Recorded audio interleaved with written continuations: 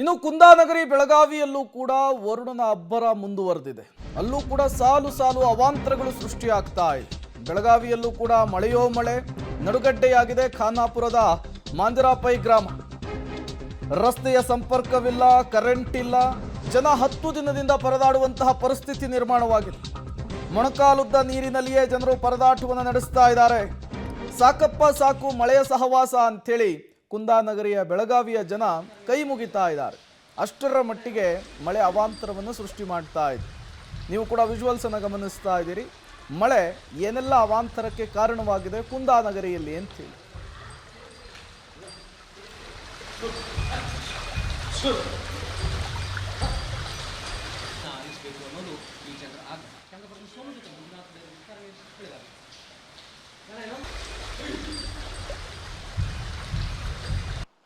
ಮಳೆಗಾಲ ಬಂತಂದ್ರೆ ಬೆಳಗಾವಿ ಜಿಲ್ಲೆ ಜನರಿಗೆ ಬಹಳಷ್ಟು ಭಯ ಆಗಿರುವಂಥದ್ದು. ಈ ಒಂದಿಷ್ಟು ಖಾನಾಪುರ ಮತ್ತು ಬೆಳಗಾವಿ ತಾಲೂಕಿನ ಜನರಿಗೆ ಅವರ ಪರಿಸ್ಥಿತಿ ಅಂದರೆ ದೇವರಿಗೆ ಪ್ರೀತಿಯಾಗುವಂಥದ್ದು. ಯಾಕೆ ಅಂತಂದರೆ ಒಂದು ವಿಶೇಷವಾದಂಥ ಗ್ರಾಮ ಕರ್ಕೊಂಬಂದು ಬೆಳಗಾವಿಯ ಖಾನಾಪುರ ತಾಲೂಕಿನ ನಾವೇನು ಲೋಂಡಾದಲ್ಲಿದ್ದೀವಿ. ಲೋಂಡಾದಲ್ಲಿರ್ತಕ್ಕಂಥ ಒಂದು ಮಾಂಜರ್ ಪೈ ಅಂತಕ್ಕಂಥ ಊರಲ್ಲಿದ್ದೀವಿ.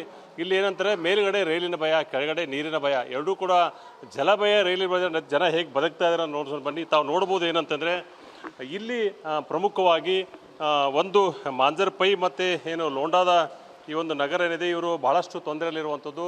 ಕಳೆದ 3 ದಿನಗಳಿಂದ ಇವರಿಗೆ ಲೈಟ್ ಇಲ್ಲ, ಕರೆಂಟ್ ಇಲ್ಲ. ತಾವು ನೋಡ್ಬೋದು ಅಂತಾರೆ ಜಾನುವಾರುಗಳು ಕೂಡ ಯಾವ ಥರ ನಿಂತ್ಕೊಂಡಿದ್ದಾವೆ ಹಾಗೆ ಅಂತೇಳಿ. ಪ್ರತಿಯೊಂದಕ್ಕೂ ಕೂಡ ಇಲ್ಲಿ ಜೀವವನ್ನು ಕೈಯಲ್ಲಿ ಹಿಡ್ಕೊಂಡು ಬದುಕುವಂತಾಗಿದೆ. ಯಾಕೆ ಅಂತಂದರೆ ಕೆಳಗಡೆ ಜಲ ಭಯ, ಕೆಳಗಡೆ ನೀರಿನ ಭಯ, ಮತ್ತೊಂದು ಕಡೆ ಏನಂತಂದರೆ ಮೇಲುಗಡೆ ರೈಲಿನ ಭಯ. ಯಾಕೆಂತಂದರೆ ಇವರು ದಾಟಿ ಹೋಗಬೇಕಂದ್ರೆ ರೈಲು ಹಳಿಯ ಮೇಲೇ ಹೋಗ್ಬೇಕು. ಇಲ್ಲ ಅಂತಂದರೆ 3-4 ತಿಂಗಳ ಕಾಲ ಈ ಒಂದು ಮಾಂಜರ್ ಪೈ ಊರೇನಿದೆ ಇದು ಸಂಪೂರ್ಣವಾಗಿ ಜಲಾವೃತ ಆಗಿರುವಂಥದ್ದು. ಹೀಗಾಗಿ ಇಲ್ಲಿ ನಾವು ಮಾಡಬೇಕಾಗಿರೋದು ಏನಂತಂದರೆ ನಮ್ಮ ತೊಂದರೆ ಏನಿದೆ ಅಂತ ಅಂದರೆ ಎಲ್ಲವನ್ನೂ ಕೂಡ ಹೇಳ್ತಾರೆ. ಬನ್ನಿ, ಒಬ್ಬರು ಮಹಿಳೆ ಇದ್ದಾರೆ, ಅವ್ರನ್ನ ಏನಾಗಿದ್ರೆ ಏನು ತ್ರಾಸ ಐತೆ? ಇಲ್ಲಿ ನೀರಿನ ಪ್ರಾಬ್ಲಮ್ಮು, ಮಳೆದು ಬರ್ಬೇಕಾರೆ ಮಕ್ಕಳಿಗೆ ಸಾಲಿದ ಭಾಳ ತ್ರಾಸ ಆಗೈತ್ರಿ ಇಲ್ಲಿ. ಮತ್ತು ಈಗ 10 ದಿನಾನ ಮಕ್ಕಳು ಸುಟ್ಟಿ ಕೊಟ್ಬಿಟ್ಟಿದ್ದಾರೆ. ಈಗ ಮತ್ತು ಮಕ್ಕಳದ್ದು ಅಭ್ಯಾಸ ಹೆಂಗೆ, ಮತ್ತು ಕರೆಂಟ್ ಒಂದು ಸರಿ ಇಲ್ರಿ. ಅಭ್ಯಾಸ ಕೊಟ್ರಲ್ಲೇ ಅದು ಓದಾಕರ ಬೇಕಲ್ರಿ ಮಕ್ಳಿಗೆ. ಕರೆಂಟಿನ ಪ್ರಾಬ್ಲಮ್ ಐತಿ. ಕರೆಂಟ್ ಇಲ್ರಿ ಈಗ ನಮ್ಮ ಯಾಕಂದ್ರೆ ಒಂದು 8 ದಿನ ಆಯ್ತು ನೋಡ್ರಿ, ಕರೆಂಟ್ ಇಲ್ರಿ. ಒಂದು ದಿನ ಬಂತ ಮತ್ತೆ ಹೋತ್ರಿ, ಅವತ್ತಿಂದ ಕರೆಂಟ್ ಇಲ್ರಿ.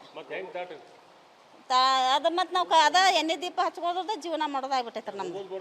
ಮತ್ತು ಇದ ನೀರಾಗ ಅಡ್ಡಾಡುದ್ರಿ. ಎಷ್ಟೋ ನೀರು ಬಂದ್ರು ಮನ್ಕಾಲ್ ಮೇಲೆ ಇರ್ಲಿ, ನಡ್ಮಟ್ಟ ಇರ್ಲಿ, ಇದ ರೋಡ್ ಮ್ಯಾಲೆ ಅಡ್ಡಾಡಂದ ಅರ್ತಿಂಗ್ ಆಗತ್ತೈತ್ರಿ. ಅದಾಗ ಲೈನ್ ಮೇಲೆ ಈ ಛತ್ರಿಗೆಲ್ಲ ಫುಲ್ ಅರ್ತಿಂಗ್, ಅಲ್ಲೂ ಅಡ್ಡಾಡದಂಗ್ರಿ, ಅಲ್ಲೂ ತ್ರಾಸ ಐತ್ರಿ.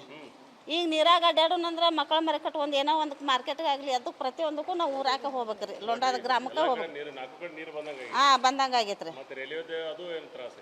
ಅದು ಅಂದ್ರೆ ಲೇನ್ದಾಗ ಹೋಗ್ದಂಗ್ರಿ ನಾವು ಅಲ್ಲಿ ಹೋಗಾಕ ಬರಂಗಿಲ್ಲ ಮಗ. ನಾವು ಎಷ್ಟೊತ್ತಿದ್ರು ನಾವು ಇದ ಜಲಾವೃತ ಒಳಗೆ ಅಡ್ಡಾಡ್ಬಿಡುದ್ರಿ ಅದು.